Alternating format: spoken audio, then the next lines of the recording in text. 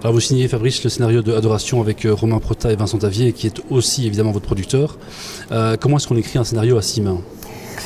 Alors, ça s'écrit jamais à 6 mains. C'est-à-dire que généralement, bon alors s'il n'y a pas de règle, hein, mais c'est toujours en gestation.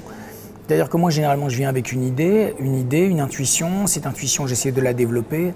Je ne suis pas un très très bon scénariste, je suis profondément dyslexique, donc j'ai des gros problèmes même à écrire. Mais je peux gratter un truc. Après, je l'envoie à Vincent. Vincent complète. Romain, à un moment donné, s'y met. On laisse reposer, puis ça repart. J'ai une idée. Ça bouge tout le temps. C'est organique, c'est intuitif. En fait, c'est toujours ça. C'est toujours un travail d'intuition. C'est-à-dire que je démarre toujours avec quelque chose que je n'appréhende pas complètement.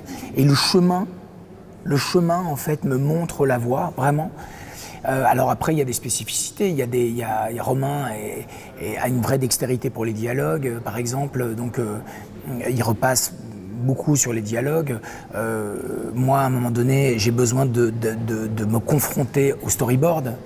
C'est pas la Bible, hein, mais j'ai besoin d'imaginer en fait le scénario visuellement, de penser autrement que par écrit.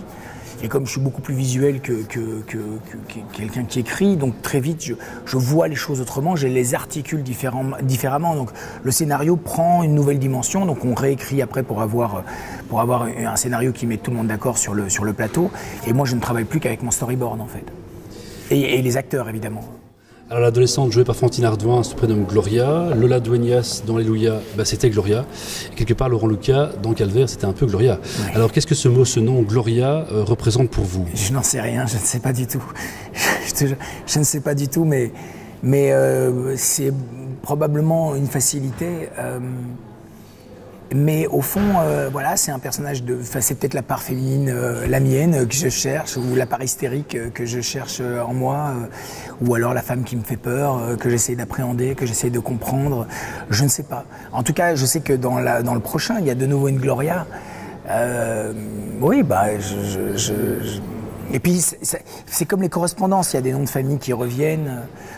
Oui, c'est une cartographie en fait. Et puis comme les films s'accumulent maintenant, bah, il y a une espèce de, tu vois, une espèce de petite carte comme ça, avec des noms.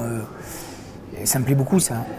Le prochain qui sera donc Inexorable et qui est tourné ce mois d'octobre 2019. Hein, non, ça c'est reporté de quelques mois. On tourne en fin février, mars. Adoration. Oui, c'est tout à fait. Alors la bande originale de Vincent Cahe comprend un thème chanté, très conte de fées à mon sens. Ouais. Y a-t-il là un hommage quelque part à la super musique signée Javier Navarrete du Labyrinthe de Pan de Guillermo del Toro, dont vous affectionnez, je pense, le cinéma? Oui, j'aime beaucoup, spécialement le Labyrinthe de Pan. C'est un film c'est un chef-d'œuvre.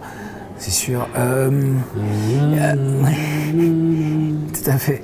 Mais c'est sûr qu'on y a pensé. Mais je pense qu'on n'est pas.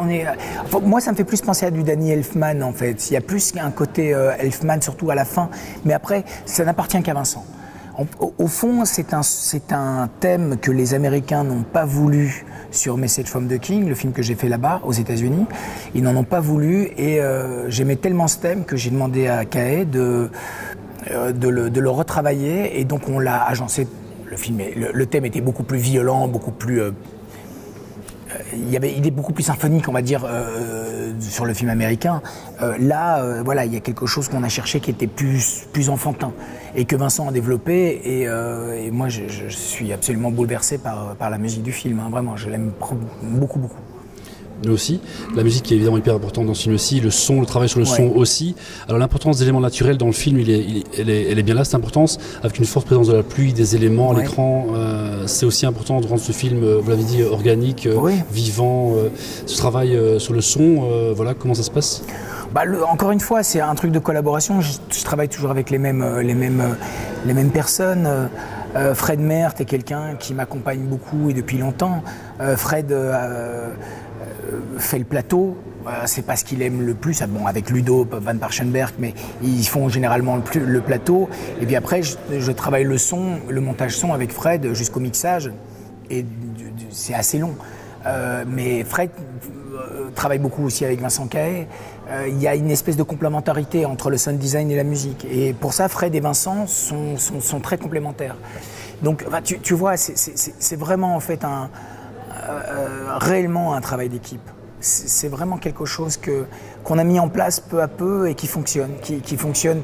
Je peux parler du montage aussi avec Anne-Laure Guégan. C'est vraiment des allées et venues et les gens participent. C'est-à-dire que on fait des visions, on organise des visions, on travaille énormément. Donc on crée des ponts entre tout le monde. Et c'est pour ça qu'il y a une telle effervescence en fait dans cette petite famille. Je crois, c'est qu'on arrive tous à vraiment à jubiler profondément du travail en construction.